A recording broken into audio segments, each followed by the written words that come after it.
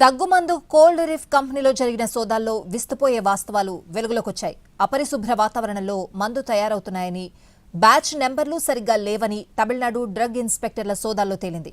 కాంచీపురం దగ్గరలోని శ్రీసన్ ఫార్మాస్యూటికల్స్ కంపెనీలో డ్రగ్ ఇన్స్పెక్టర్లు 3 రోజులు సోదాలు నిర్వహించారు. ఈ కంపెనీ తయారు చేసిన కోల్డ్ రిఫ్ దగ్ సిరప్లో విషపూరిత డైథిలైన్ గ్లైకాల్ మోతాదుకి మించి ఉందని నిర్ధారణ అయింది. దగ్గుమందు కారణంగా ఇప్పటివరకు 15 మంది చిన్నారులు మరణించారు. ఇప్పటికే ఎన్హెచ్ఆర్సీ ఆదేశాల మేరకు దర్యాప్తు ప్రారంభమైంది. మరోవైపు చిన్నారుల మరణంపై సుప్రీంకోర్టులో పిల్ దాఖలైంది.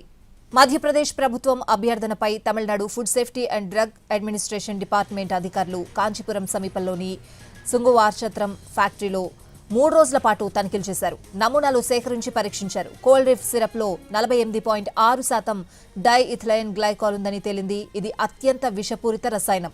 ముఖ్యంగా చిన్నారుల కిడ్నీలకు హానికరం. ఇది గతంలో కూడా అనేక దేశాల్లో దగ్గుమందుల మరణాలకు కారణమైంది. తమిళనాడు ప్రభుత్వం కోల్డ్ రిఫ్ సిరప్ తో పాటు శ్రీసన్ కంపెనీ అన్ని ఉత్పత్తుల అమ్మకాలను నిషేధించింది. మధ్యప్రదేశ్ ప్రభుత్వం సైతం కంపెనీపై కేసు నమోదు చేసింది. ఇప్పటికే చింద్వారా ప్రభుత్వ ఆసుపత్రి డాక్టర్ ప్రవీణ్ సోనీని అరెస్ట్ చేశారు.